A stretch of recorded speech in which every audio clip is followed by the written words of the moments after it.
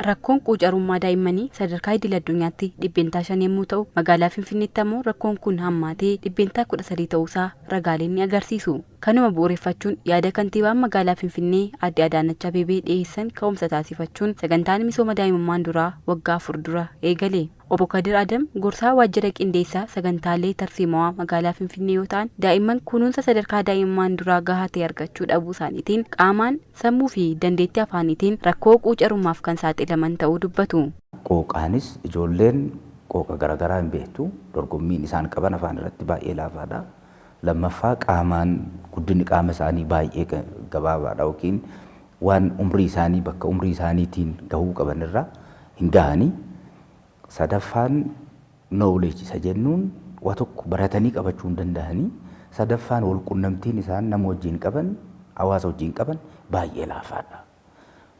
Kanarraa kaanee jechuudha. Dura rakkoo kana furuudhaaf jechuudha. Kan misoomni daa'immanii kun Finfinneetti jalqabe. Tajaajiloota inisheetiiviin misooma daa'imummaan duraa of keessatti hammate keessaa bakki tursiisa daa'immanii waajjiraalee mootummaa fi bakkeewwan garaagaraatti banamaa jiru isa tokko. Aadde Salaam Nishaan hojjettuu biiroo barnoota magaalaa Finfinneeti. Kanaan dura sababa hanqina bakka tursiisa daa'immaniitiin hojii hojjechaa daa'imman isaanii guddifachuuf bu'aa bahii guddaa keessa turuu yaadachuun yeroo ammaa sagantaa misooma daa'imummaan duraatiin bakki tursiisa daa'immanii waajjira isaaniitti banamuu isaatiin fayyadamtu ta'uu dubbatu. Kaduraasan gaafaan da'u nama naqabu injiru ture amata meeqa guutuu namaas fideetiin ture namni sanis naan taane haati tiyyaas dikki malee dhibamti ture bakka rakkadheetiin micayyoo guddoo tiyya saniin guddise bakka silaa mana qabaadhe micayyoo tiyya guddisuu naa wayyaa jeetiin nama biraa hoggaan ta'a hoggaan galee mana seenu akka na cinqitee mana kiraa jiraattaa nama guddisuu ijoollee guddisuu waa'ee guddoo tiyya irratti waan dabarsee anaaf beeka. Kana irratti immoo Rabbii waan hundanaa godhe hojii tiyya sammuu gaariitiin hojjedha. Yeroo kiyyattiin galgala saasii bayeetiin mucaa kiyyatti qabadheetiin karaa mana kiyya jira.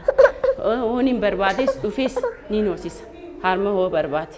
Akkuma Isaaq egaa biiroo barnoota bulchiinsa magaalaa Finfinneetti bakka tursiisa daa'immanii kanatti daa'imman 25 ol tajaajila tursiisaa ni argatu. Bakka kanatti egaa bakka soorata daa'immanii bakka daa'imman itti taphatan akkuma kanammoo yeroo dadhaban illee bakka itti rafan illee qophaa'eetu kan jiru. Tajaajila bakka tursiisa kanaatiin egaa haadholiin hedduun hojii isaanii irratti xiyyeeffannoo addaa kennanii akka hojjetan taasifameera.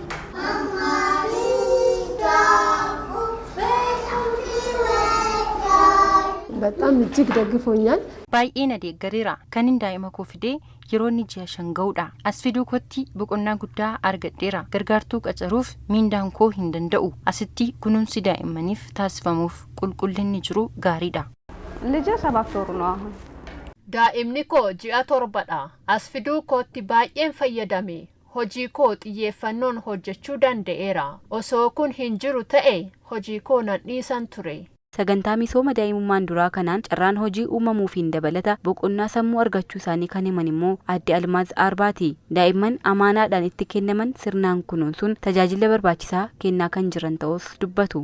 አደራ ናቸው ለኛ daa'imman kunneen nuuf imaanaadha akka daa'imman keenyaatti ilaallaani kunuunsa barbaachisu ni taasisnaafi wanti sirreessuu mallu yoo jiraate yaada maatiirraa fudhanne nisirreessina. Biiroo barnoota magaalaa Finfinneetti Daayirektoreetii misooma daa'imummaan duraa Aadde Balaayina Sheeshaaw misoomni daa'imummaan duraa magaalaa Finfinneetti gaggeeffamaa jiru haadholiin tasgabbiin hojii isaanii akka hojjetanii fi milkaa'inaaf qaqqaban taasisaa jira jedhan.